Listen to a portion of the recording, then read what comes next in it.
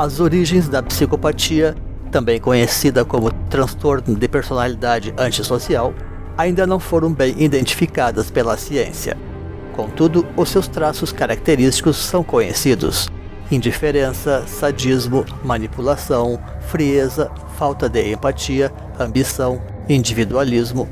É bem, portanto, como se a pessoa simplesmente não tivesse uma alma, ou fosse indiferente ao campo normal da sensibilidade empática mais elementar, mesmo sendo capaz de captá-la apenas para usar friamente em favor dos seus próprios fins devidamente calculados.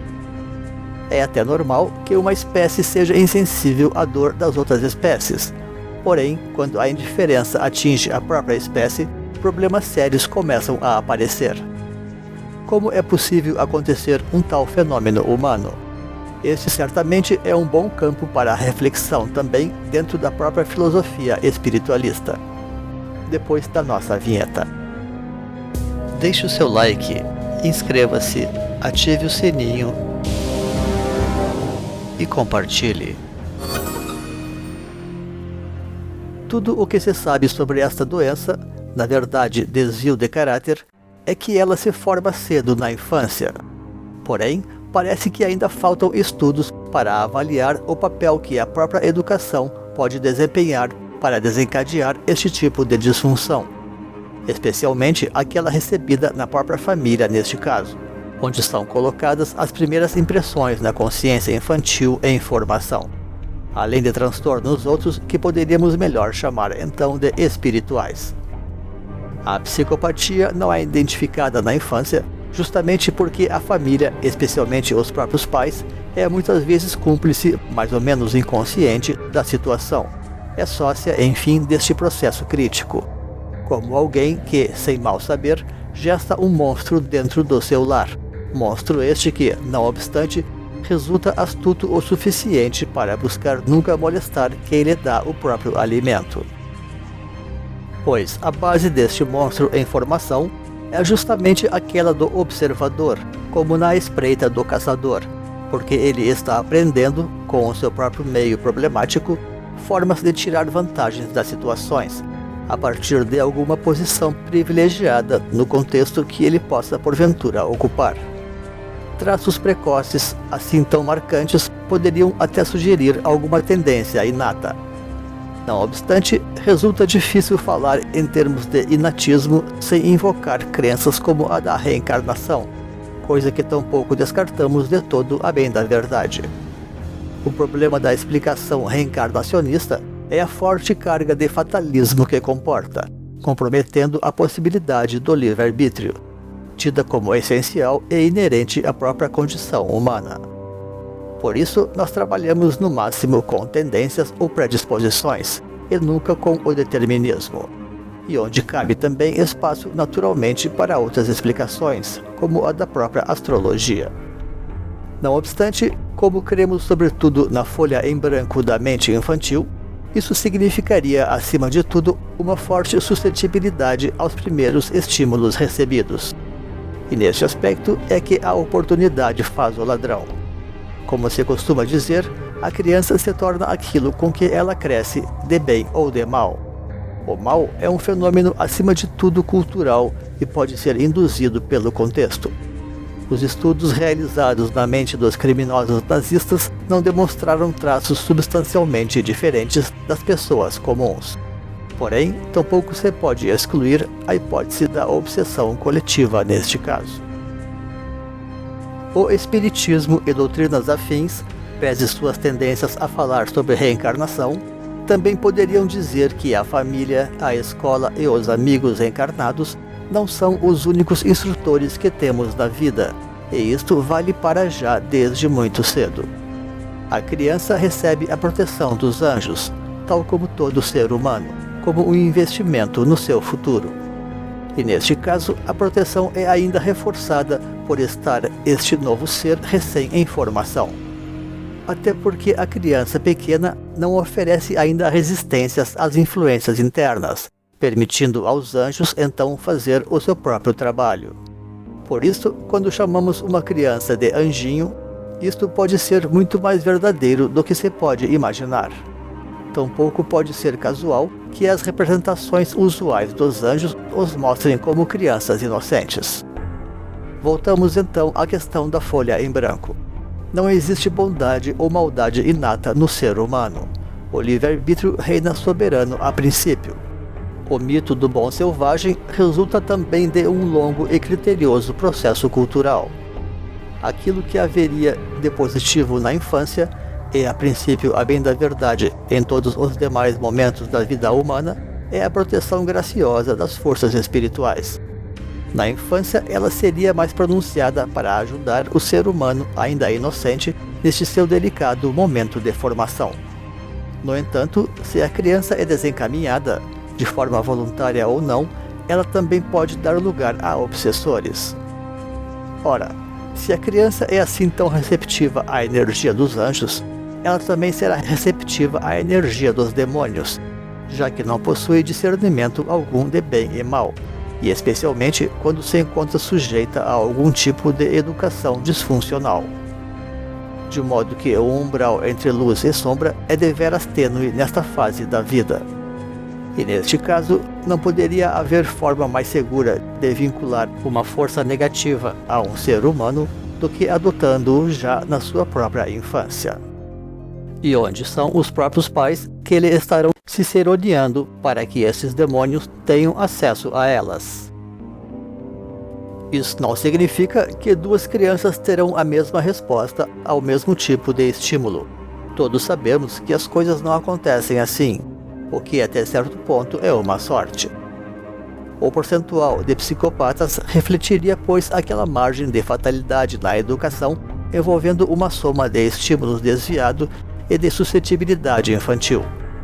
A sorte da humanidade é que não se conhece uma sociedade capaz de cultivar uma educação sistematicamente perversa, porque isto sim seria a criação de uma geração de zumbis.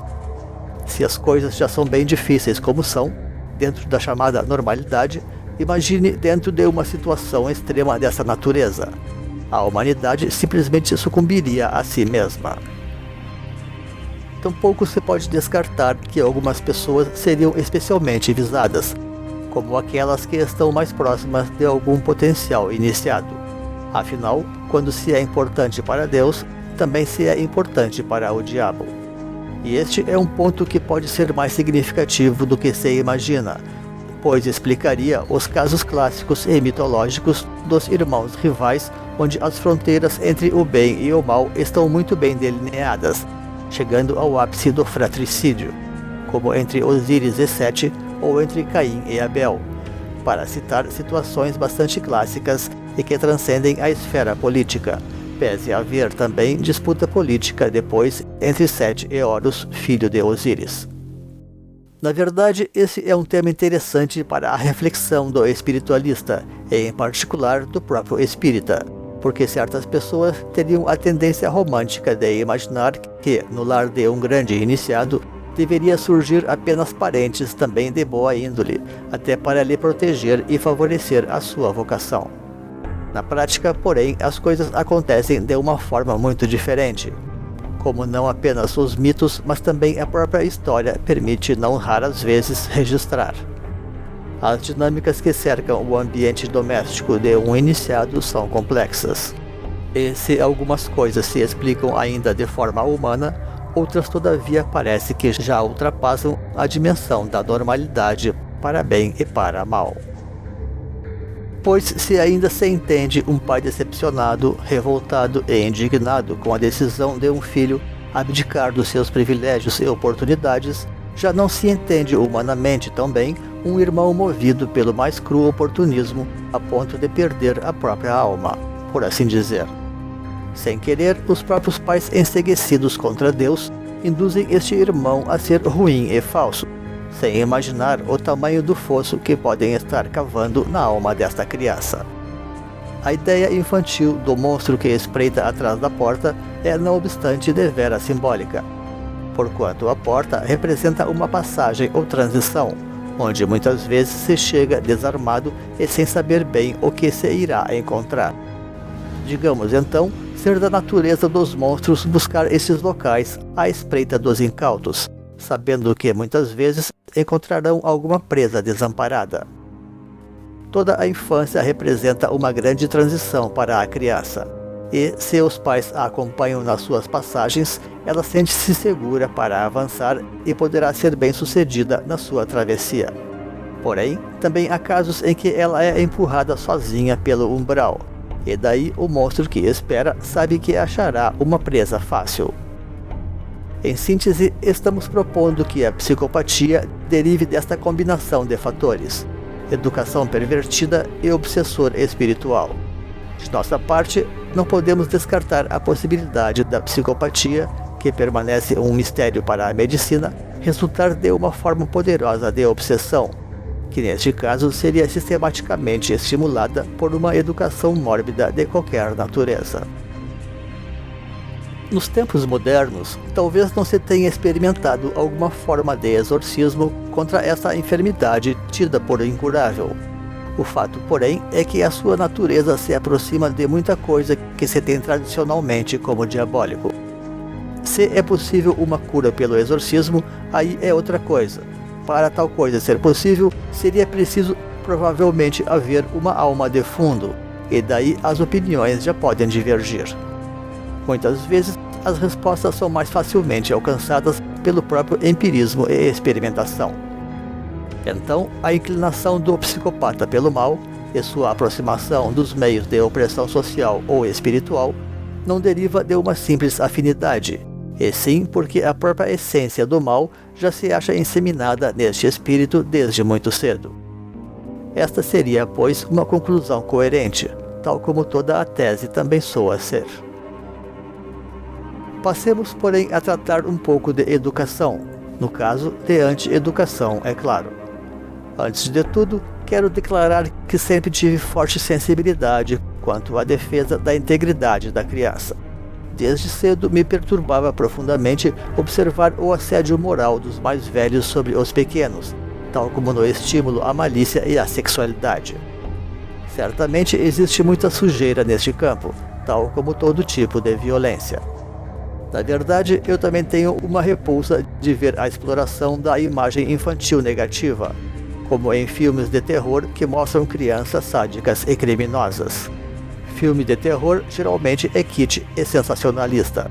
Porém, este tipo de distorção já me soa abusivo, porque a infância, pese todas as disfunções possíveis, ainda é um reduto de pureza e de inocência.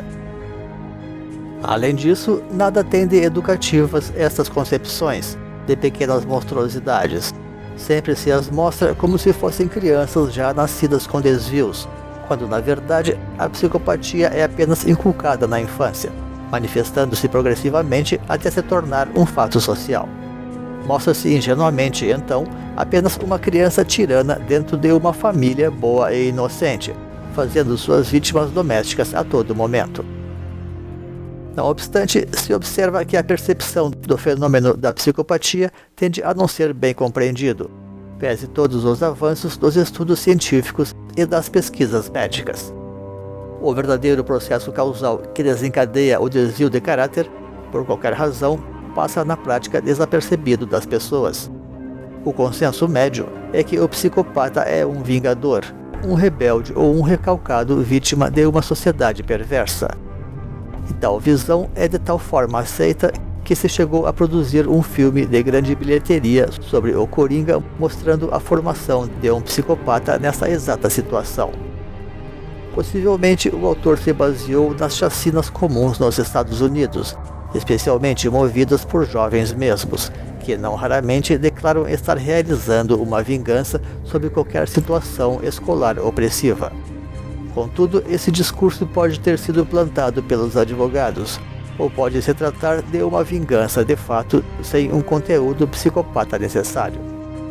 É claro que os presídios estão abarrotados de psicopatas violentos e sádicos, cerca de 1/4 da população carcerária norte-americana, que é ademais uma sociedade acostumada a conviver com as armas e com o racismo desde a infância. Mas nada disso significa que ela tenha sido vítima ativa e necessária de qualquer coisa que seja, senão do próprio descaso e falta de sensibilidade no seu próprio processo de educação.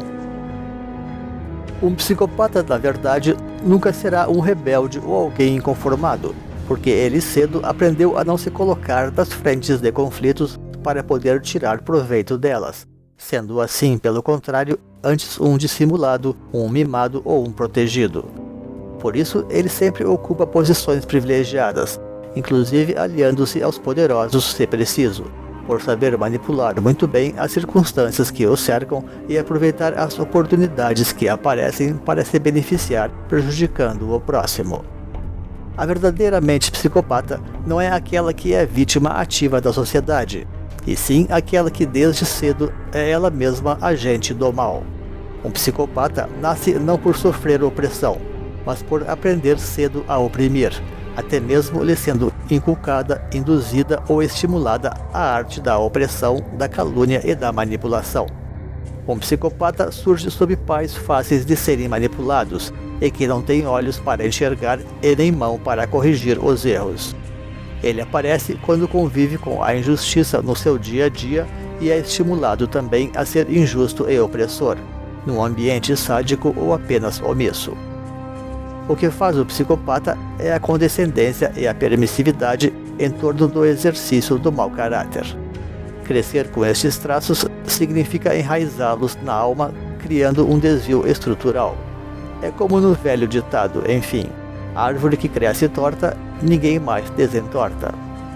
Muitas vezes o mal sequer extravasa, na verdade, do próprio círculo familiar, uma vez que a sua origem também possui muito esta conotação doméstica, satisfazendo-se então com prejudicar os próprios familiares, em especial os irmãos, sempre que oportunidades aparecem. É certo que o psicopata potencial verá no irmão potencialmente espiritualizado muitas oportunidades para fazer o mal, em função dos desajustes naturais que a pessoa vocacionada manifesta em relação à vida comum. Pais também incomodados com os desajustes do filho diferente terminarão compensando com adulações ao outro que lhes parece normal, que neste caso ainda anseiam muito que seja, nascendo daí uma tácita cumplicidade que sela a exclusão de um e a redoma de outro. E é aqui onde emerge um quadro perfeito para a mais completa inversão dos valores, ou seja, ali onde o santo é demonizado, o demônio latente logo enxerga a chance de ser santificado. Então, o candidato a psicopata aprenderá a ver irmãos inconformados e incompreendidos como presas potenciais, e é dessa escola doméstica que nascem todos os psicopatas. Acima de tudo, ele fará oportunamente um uso muito prático e objetivo das leis a seu favor, não se importando jamais se uma lei é moralmente justa quando a situação lhe beneficiar pessoalmente. Na verdade, todo tipo de crise de relacionamento doméstico pode influenciar aqui. Hoje em dia, as famílias estão em forte processo de desintegração. Talvez muita gente ainda ignore que existe uma grande disputa em torno das crianças em função do elevado número de separações e das consequências econômicas deste problema. Pais ou mães separados que falam mal do outro genitor, buscando tirar proveito próprio e criando cumplicidade especial com o filho, podem estar investindo seriamente numa futura personalidade psicopata, pois neste caso o filho já estará tendo um autêntico modelo a seguir, aprendendo que o crime compensa e que a sua própria impunidade é completa. Afinal, uma coisa é um adulto mais ou menos normal ter as suas crises de vingança ou fases de maldade e de oportunismos, e outra bem diferente é uma criança crescer observando este tipo de comportamento negativo. A falta de sensibilidade e a desatenção dos pais no processo educativo é, pois, o grande motor da psicopatia. Freud já dizia que a criança moderna é tratada como um rei. Naturalmente, tampouco seria preciso ir até o outro oposto disto, mas todo equilíbrio é sempre muito bem-vindo. Sem dúvida, é muito mais fácil inventar todo tipo de mito superficial, vitimismo social, reencarnação, astrologia, para explicar o mal humano, do que admitir a fragilidade da família e da própria sociedade moderna. Sociedades muito voltadas para a competição ou a sobrevivência não costumam valorizar a infância e nem têm energia para dela cuidar. É certo, porém, que a nossa explicação aqui trazida para este fenômeno não deverá satisfazer a todos. Afinal, muita gente não acredita em energias espirituais. Mas isso é até comum acontecer. A ciência fica sem respostas muitas vezes porque se recusa a investigar outras dimensões da existência. O psicólogo que aceita a explicação doméstica e educativa para a psicopatia pode achar até desnecessário incluir a hipótese da obsessão conjunta. Aqui já pode entrar então muito a crença, a percepção ou a experiência espiritual de cada pessoa, considerando, porém, que pode ser difícil negar ou eliminar de todo a contraparte espiritual. As dificuldades que a ciência possui para investigar fenômenos como este da psicopatia podem passar então pela sua própria falta de compreensão dos fenômenos espirituais. E com isto encerramos esta apresentação. Agradecemos então pela sua companhia. Deixaremos nos créditos links para vídeos, livros e blogs que possam enriquecer os conhecimentos sobre os assuntos desta apresentação. Um grande abraço e até uma outra oportunidade neste canal. Pax.